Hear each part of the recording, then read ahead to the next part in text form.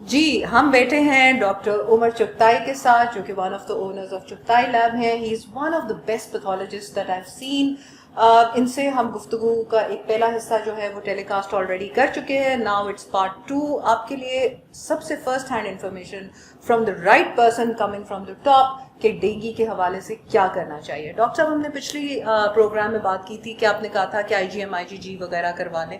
مجھے یہ بتائیں کہ ڈاکٹرز عموماً پیشنٹس کو یہ کہہ رہے ہیں کہ ہر روز جا کے CBC کرواؤ اور اپنا پلیٹلیٹ کاؤنٹ دیکھو. ایک سوال یہ، اور دوسرا یہ کہ نارمل پلیٹلیٹ کاؤنٹ کیا ہوتا ہے اور کتنا کم ہو تو we should be thinking about this. بالکل اگین یہ بات وہیں جاتی ہے کہ ہر شخص نے اپنا رول ادا کرنا ہے. فزیشنس نے اپنا رول ادا کرنا ہے, اٹینڈنٹس اینڈ فیملی ممبرس نے اپنا رول ادا کرنا ہے, اور پیشنٹ کا اپنا رول ہے. بالکل زیادہ تر اس کا رول یہ ہے کہ اس کا خیال رکھا جائے, but at the same time اپنے سمٹمس جو بھی ہیں ان کو کلیئرلی بتانا فیملی کو, پیشنٹس کو اور فزیشین کو بتانا بہت ضروری ہے. پلیٹلیٹ کاؤنٹ 1.5 لاکھ سے شروع ہوتا ہے اور 4.5 لاکھ تک نارمل ہوتا ہے. ٹھیک ہے.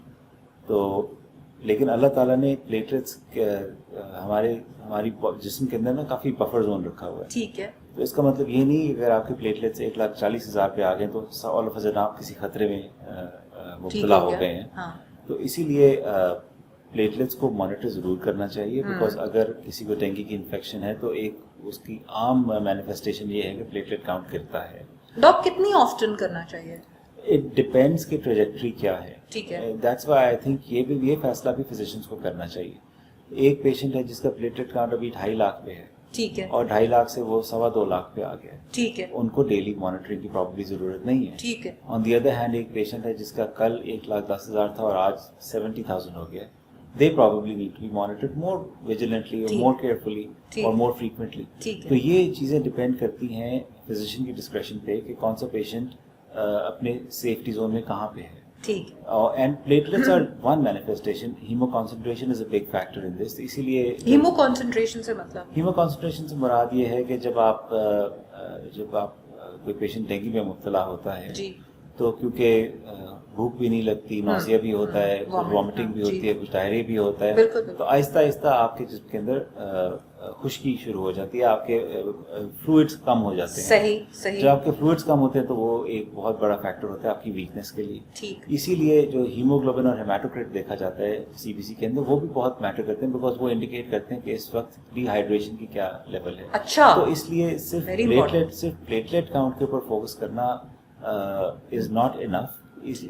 جو بھی لیب رپورٹس ہیں ان کو فزیشین سے ریویو کروائیں, بیکاز کسی ایک انڈیکیٹر کو لے کے سمجھنا کہ ہم شاید بہت خطرے میں مبتلا ہو گئے یا بالکل سیف ہو گئے ہیں.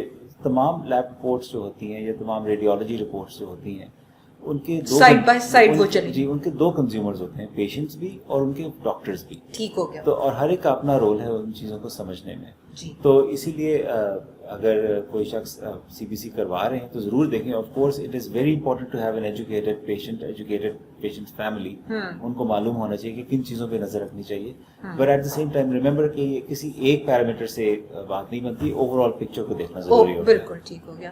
جی ناظرین, آپ کو پتہ لگا کہ ڈاکٹر صاحب نے بہت مفید باتیں کی اور آپ کو اتنی اچھی بات بتائی ہے کہ جو آپ کا فزیشین ہے وہ ساتھ ضرور ہونا چاہیے کہ ڈیسائیڈ کرے کہ آپ کی لیبس جو ہیں وہ کب اور کیسے کروانی ہے. اس لیے وہ لوگ جو روز کروا رہے ہیں پلیز بغیر اپنے معالج کے مشورے کے مت کریں, اور please like and subscribe and share, اور خیر سے رہیں اور ٹھیک ٹھاک رہیں اور مچھروں سے پلیز دور رہیں.